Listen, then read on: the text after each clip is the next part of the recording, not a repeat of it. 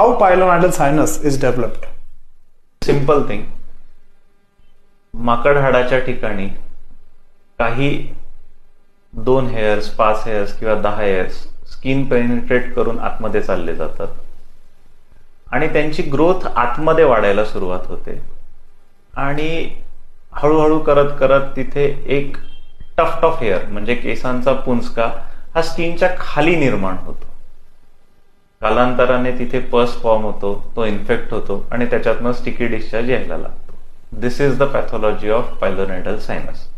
म्हणून कुठल्याही पेशंटमध्ये आपण आधी सांगितल्याप्रमाणे ज्यांचं प्रोलॉंग सिटिंग वर्क आहे किंवा ड्रायव्हिंग आहे, जिथे सारखं स्वेट, घाम येणं, इन्फेक्ट होणं, हायजीन न राहणं, केसांची ग्रोथ खूप प्रमाणामध्ये असणं, ते लोक पायलोनायडल सायनससाठी मोर प्रोन आहेत.